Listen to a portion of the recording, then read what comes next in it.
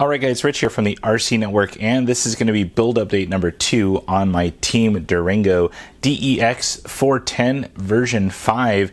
Now, I've pretty much completed everything on the actual build kit. There's a couple of little pieces like the wing mount and body clips and wheel nuts and things like that, but pretty much this is everything you get in the kit, minus of course the electronics that I've already installed. Now, the next episode is going to go over, of course, the electronics, how I wire everything up, and just doing some of the final touches.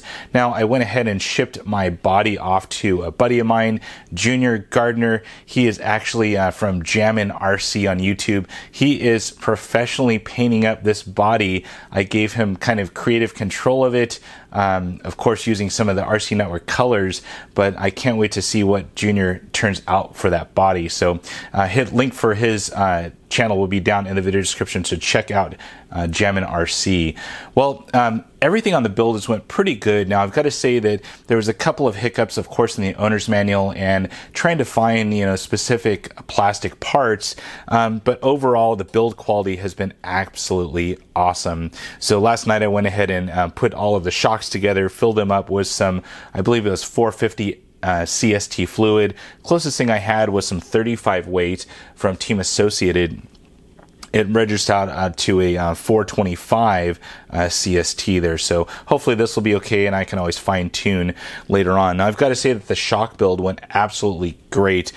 Team Durango does a few cool things with their shocks to just make it a little bit easier to install and put together, so was really happy with that. They kind of have like an Avert design spring cup that actually kind of goes in and then shifts to the side, so you won't have any spring cups that either go missing on the track or come loose kind of like, halfway through your run.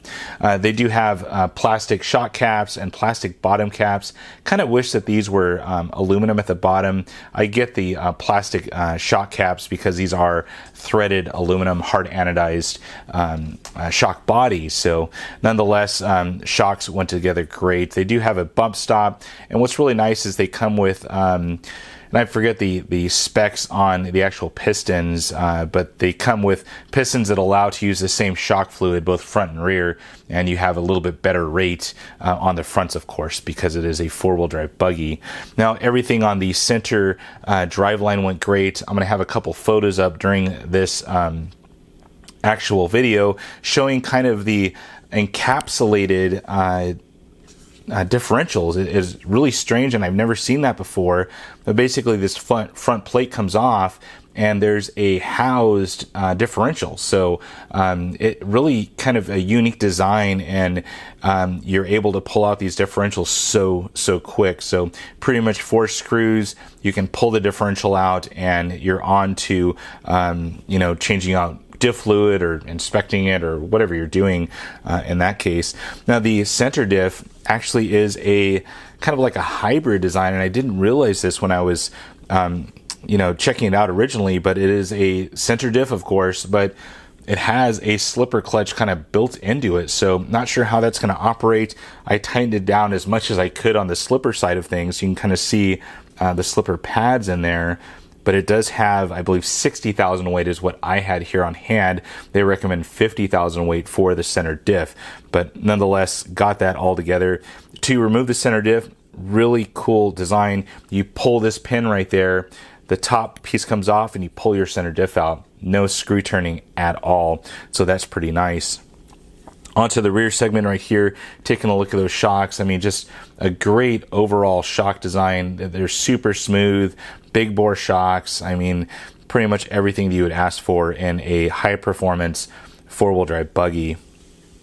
Just taking a spin around here and keeping things in focus. Hopefully you guys enjoy the new camera equipment. I'm definitely enjoying it as well, and just getting some good quality video to you guys.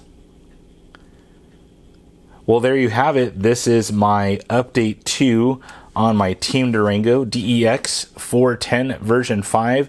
I can't wait to get this thing up and running. Of course, I have some new wheels and tires heading in, and also, of course, that great body is coming from Jammin' RC, Junior Gardner. Can't wait to check that out. He is amazing at some of the paintwork that he does, and I can't wait to see what this one turns out to. So, well, that's it for guys. If you have any comments or questions about this Team Durango buggy, please post it on down below.